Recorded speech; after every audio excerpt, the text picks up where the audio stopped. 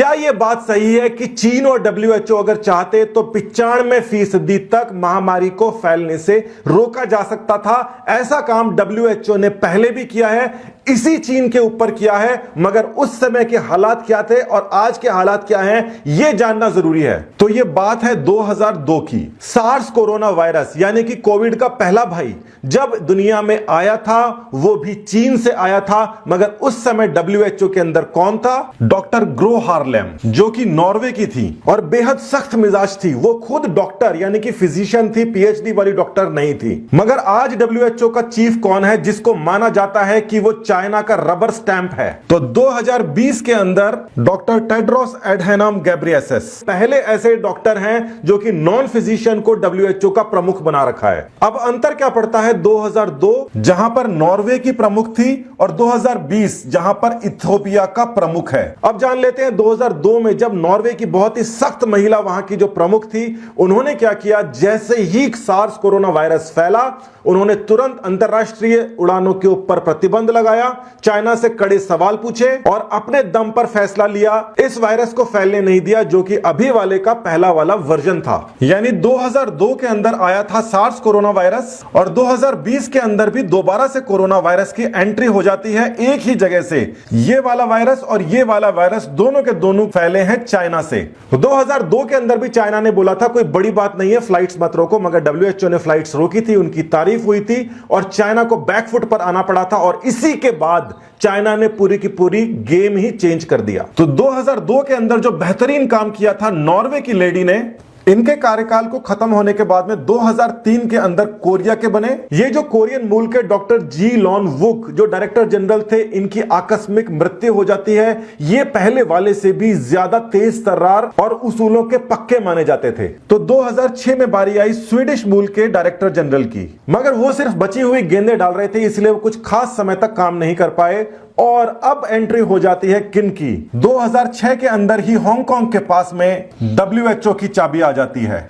Doctor Margaret चैन जो आती हैं हांगकांग से। हांगकांग है चीन का हिस्सा, वो चीन जिसने 2002 के अंदर सार्स फैलाया था, मतलब फैलने की बात हुई थी मगर उसके ऊपर एक्शन हुआ था। उसके बाद के अंदर 5 नहीं 10 साल तक डॉक्टर मार्गरेट चैन पूरे डब्ल्यूएचओ का प्रतिनिधित्व करती है। तो डब्ल्यूएचओ की कमान हांगकांग के बाद में अब इथियोपिया के अंदर आ जाती है। आप सोचोगे कि ये इथियोपिया जो है वो तो चीन का हिस्सा ही नहीं है और चीन अपने इतने सारे वोट्स के जरिए टेड्रोस को, डॉक्टर टेड्रोस जो अभी वर्तमान के डब्ल्यूएचओ के प्रमुख हैं, उनको इतना सपोर्ट क्यों कर रहा है? ये जो डॉक्टर टेड्रोस हैं, इनके ऊपर यह भी आरोप है कि इन्होंने अपने कार्यकाल के अंदर इथियोपिया के अंदर इसी प्रकार की डिजीज को फैलने की जो खबरें थी उसको दबाया था। चोर चोर मौसेरे भाई। और ये जो फोटो है इसको देखकर आप खुशी का अंदाजा लगा सकते हैं कि डॉक्टर चैंग के बाद में जब डॉक्टर टेड्रोस आए थे तो वो कितनी खुश थी।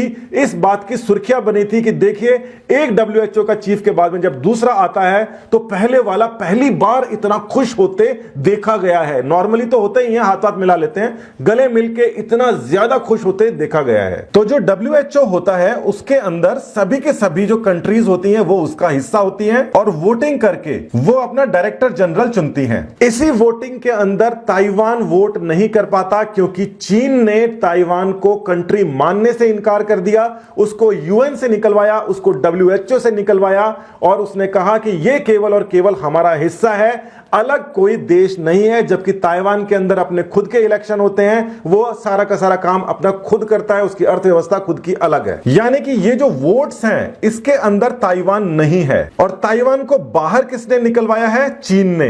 अब इस बात को और समझना पड़ेगा कि ये ताइवान जो है इसको अमेरिका बहुत सपोर्ट करता है, तो ताइवान का साथी बन जाता है यहां पर अमेरिका और डब्ल्यूएचओ का प्रमुख है चाइना का दोस्त।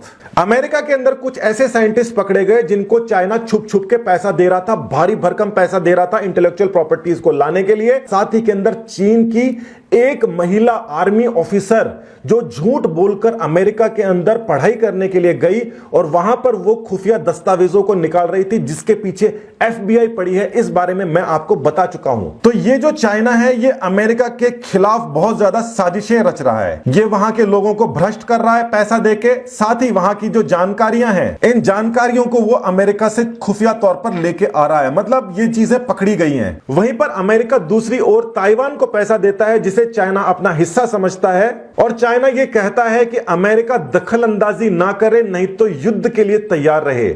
ऐसा होता कब है? ऐसा होता है आज से 7 महीने पहले आधिकारिक तौर के ऊपर चीन का डिफेंस चीफ साफ तौर पर अमेरिका को बोलता है कि वो युद्ध के लिए तैयार रहे। अमेरिका को अगर चीन इस प्रकार की धमकी देता है, इसका मतलब अमेरिका की बहुत सारी इंफॉर्मेशन चाइना के पास है, जैसा कि पकड़ा गया है। और साथ ही यह भी होता है कि सीधे तौर पर जंग आपस के अंदर चीन अमेरिका नहीं कर सकते। कोई भी दो न्यूक्लियर पावर नेशंस आपस में सीधी जंग, हथियारों वाली जंग तो अब हो ही नहीं सकती। तो क्या ये जो जंग है ये हथियारों की नहीं जैविक चल रही है, जिसके अंदर हम सारे घरों में लॉकडाउन होकर बैठे हैं? ये जानकारी जानिए। चीन कोरोना वायरस फैला रहा है, डब्ल्यूएचओ की ये रिस्पॉन्सिबिलिटी बनती है कि वो जाकर इसकी दखलंदाजी करे। 2002 में भी डब्ल्यूएचओ ने किया था, इसीलिए पूरी की पूरी दुनिया बची थी, क्योंकि वो भी यही कोरोना वायरस जैसा घातक था। उस समय तो हमारी टेक्नोलॉजी भी इतनी एडवांस नहीं थी कि हम इतने सारे लोगों को इस प्रकार से बचा सकें। नवंबर से शुरू हुआ कोरोना वायरस दिसंबर 31 तक सबके सामने आ गया था, मगर आप मान लीजिए कि डब्ल्यूएचओ को उसके बारे में पता नहीं था। मगर ताइवान ने एक लेटर लिखा था डब्ल्यूएचओ को, और उस लेटर के अंदर क्या लिखा था वो देखिए। ताइवान ने साफ तौर पर लिखा था कि सार्स की तरीके से चाइना में कुछ फैल रहा है और कम से कम 7 लोगों की उसके पास में पुष्ट खबर है। 31 दिसंबर को ही चाइना को यह लिख दिया गया था ताइवान की तरफ से। अब डब्ल्यूएचओ क्या कर रहा था और डब्ल्यूएचओ क्या कर सकता था और डब्ल्यूएचओ के पास में क्या विभाग है वो जानिए। तो 31 दिसंबर को ताइवान ने लेटर लिखा और वो लेटर डब्ल्यूएचओ को लिखा कि ये मामला गड़बड़ चल रहा है। डब्ल्यूएचओ कोई छोटी मोटी संस्था नहीं है कि वहां पर कोई भी कुछ भी बोल दे और वो उसके ऊपर ध्यान ना दे। डब्ल्यूएचओ की बिल्डिंग के अंदर एक फ्लोर तो खास तौर पर इसलिए रखा गया है जहां पर दुनिया में अलग अलग जगह महामारी के बारे में फैल रही अफवाहों के बारे में रोज डिस्कशन होता है। सुबह 9 बजे और 9 से 11 की मीटिंग के अंदर हर अफवाह के ऊपर नजर रखी जाती है, डिस्कस किया जाता है, जिसके बारे में किसी भी प्रेस को अंदर जाने की इजाजत नहीं होती। मतलब उनका खुद का एक खुफिया विभाग है जो कि हर छोटी मोटी अफवाह के ऊपर भी ध्यान देता है। मगर ये अफवाह नहीं है, छोटी मोटी नहीं है, जिसको डब्ल्यूएचओ के जासूस लेके आए हैं। ताइवान ने साफ तौर पे लेटर लिख के बोला है कि इस प्रकार से चीजें फैल रही हैं। तो ये जो डब्ल्यूएचओ है जो कि चाइना से बहुत ही नजदीकी रखता है, वो ये कहता है कि ये ताइवान तो झूठ बोल रहा है और साथ ही ताइवान तो कुछ है ही नहीं, मैं उसकी बात मानूं तो क्यों मानूं। फिर भी दिखावा करने के लिए डब्ल्यूएचओ का चीफ टेड्रोस वहां पर चाइना में जाता है और आने के बाद में यह बोलता है, ट्वीट करके सबको जानकारी देता है कि चाइना में सब कुछ ठीक ठाक है, यह संक्रमण मानव से मानव नहीं फैल रहा है, मतलब क्लीन चिट दे रहा है और इस समय हमें फ्लाइट्स के ऊपर किसी भी प्रकार से रोक लगाने की जरूरत नहीं है, मतलब फैलो वायरस फैलो। आज के समय में हमें पता है कि डब्ल्यूएचओ ने झूठ पे झूठ बोले हैं, चाइना के साथ मिलकर बोले हैं और चाइना इस समय लॉकडाउन में नहीं है। केवल और केवल डब्ल्यूएचओ और चाइना पूरा मस्ती में है और पूरा बाकी जो विश्व है वो इस समय पीड़ा के अंदर है। इस समय अमेरिका में इतने केस हैं जितने बाकी पूरी की पूरी दुनिया के अंदर है, यानी कि ऐसा लग रहा है जैसे अमेरिका को खास तौर पर टारगेट किया गया हो। शब्दों के जो फेरबदल है, जोलजाल है, उसके साथ में खेलने की जो कोशिश है, बेशर्म कोशिश है, उसको आप देखिए। डब्ल्यूएचओ का प्रमुख यह कहता है कि कहीं पर भी हमें यह नहीं कहा गया कि संक्रमण मानव से मानव फैल रहा है। ताइवान वाले ने वापस वो लेटर दिखाया और वो बोला कि इस लेटर को ढंग से पढ़, अगर वहां पर निमोनिया के ऐसे लोग हैं जिनको आइसोलेट करके रखा गया है, उसका क्या मतलब होता है? अगर आइसोलेट करके रखा गया है इसका मतलब तो यही होता है ना, मानव से मानव फैल रहा है, नहीं तो उसको आईसीयू के अंदर बाकियों के साथ रखते। तो डब्ल्यूएचओ और चाइना ने 95% से ज्यादा जो इस समय फैल रही है चीजें, उसका ये एकमात्र और एकमात्र चाइना दोषी है और बहुत सारी कंट्रीज ये कह रही हैं। मगर चाइना को इससे फर्क नहीं पड़ता, वो पहले भी किसी बात का जवाब नहीं दिया करता था और ऊपर से अब ये बोल रहा है कि हमने तो जितनी जानकारियां थी